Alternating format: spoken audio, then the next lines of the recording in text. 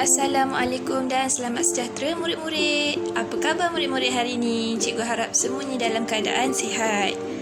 Hari ini kita nak belajar tentang kata arah. Objektif pembelajaran kita, pada akhir pengajaran dan pemudahcaraan, murid dapat memahami, mengenal pasti dan menggunakan 6 kata arah dengan betul. Apa maksud kata arah?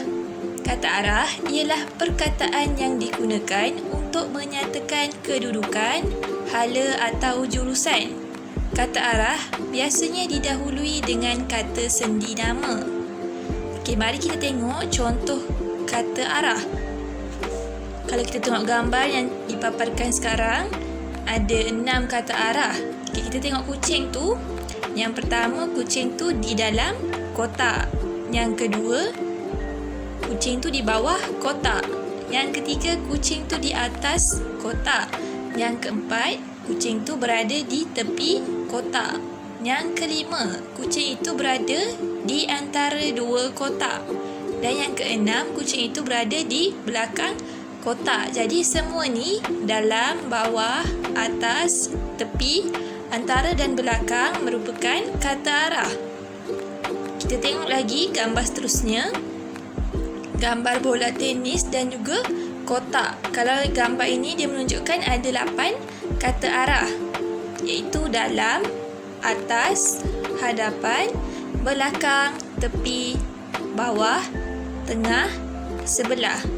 Okey, banyak kata arah tapi lebih kurang sama dengan kata arah sebelum ni. Okey, murid-murid boleh perhatikan gambar untuk tahu kedudukan dan kata arah yang sesuai.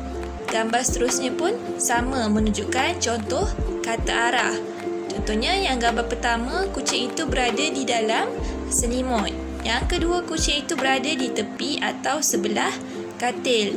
Yang ketiga, kucing itu berada di atas katil. Kalau keempat, kucing itu berada di belakang bantal. Yang kelima, kucing itu berada di antara katil dan kerusi. Yang keenam pula, kucing ini berada di bawah katil. Yang ketujuh, kucing ini berada di sisi kiri seekor anjing. Kalau yang ke-8, kucing ini berada di sudut kanan lampu. Kalau yang ke-9, dia berada di sebelah lampu. Sama je 8 dan 9 ni, cuma antara belah kanan atau belah kiri. Okey murid-murid, seterusnya kita buka buku teks Bahasa Melayu Jilid 1, muka surat 59. Okey, kita baca bermula dari tajuk menjaga kebersihan almari baju. Kemudian kita tengok 3 gambar di atas tu. Gambar yang pertama, dia menunjukkan Yahya berdiri di hadapan almari. Yang kedua, menunjukkan almari berada di sebelah pintu. Yang ketiga, menunjukkan Yahya keluarkan baju dari dalam almari. Okey, kita baca perenggan pertama dengan perenggan kedua. Yahya berdiri di hadapan almari bajunya. Almari itu di sebelah pintu. Dia hendak mengemas almari bajunya. Mula-mula, Yahya membuang habuk di belakang almari dengan penyapu bulu ayam. Kemudian, dia mengeluarkan semua pakaian dari dalam almarinya. Dia menyusun pakaian itu di atas katil. Katil itu letaknya di tepi almari. Kita sambung perenggan ketiga dan keempat.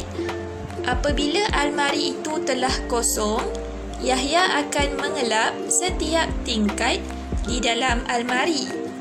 Dia mengelap dari bahagian atas hinggalah ke bahagian bawah. Dia juga mengelap bahagian luar. Apabila almarinya telah bersih, Yahya akan memasukkan pakaian ke dalam almari. Okey murid-murid, hari ini latihan kamu. Kita boleh rujuk buku aktiviti Bahasa Melayu Jilid 1, muka surat 69. Okey, kita baca arahan. Arahannya, isi tempat kosong dengan kata arah yang betul. Okey, mari kita baca petikan. Beriadah untuk kecergasan. Di tempat kosong, segi antara rumah Rizan dengan rumah Arif terdapat sebuah taman permainan. Mereka suka beriadah di situ. Di tempat kosong, tengah atau belakang padang terdapat pelbagai alat permainan. Rizan suka bergayut pada palang besi dari kiri ke tempat kosong, kiri kanan palang. Arif pula suka bermain di tempat kosong, bawah, atas, papan gelongsor. Kadang-kadang mereka bermain di trek. Trek itu terletak di tempat kosong, tepi, sisi, taman. Mereka akan berlumba lari dari tempat kosong, sudut, hujung trek ke hujung trek yang lain. Mereka juga bermain kejar-kejar di tempat kosong, penjuru, keliling taman. Aktiviti-aktiviti itu dapat mencerdaskan badan mereka. Mereka juga ceria apabila melakukan aktiviti di tempat kosong, luar, dalam rumah. Okey murid-murid, cikgu dah bacakan petikan. Kamu kena pilih antara dua perkataan. Nampak tak? Di dalam kurungan tu ada dua perkataan kan? Contohnya yang petikan pertama, perenggan pertama. Ayat yang pertama sekali mula-mula dalam kurungan segi atau antara. Jadi kamu pilih antara dua tu. Sama ada segi atau antara. Mana satu jawapan yang betul. Kemudian tuliskan semula di tempat kosong. Satu jawapan sahaja ya murid-murid. Okey murid-murid, itu sahaja perkongsian cikgu untuk hari ini. Selamat mencuba latihan. Tahniah dan terima kasih cikgu ucapkan kerana berjaya menghadiri kelas hari ini. Assalamualaikum dan bye-bye.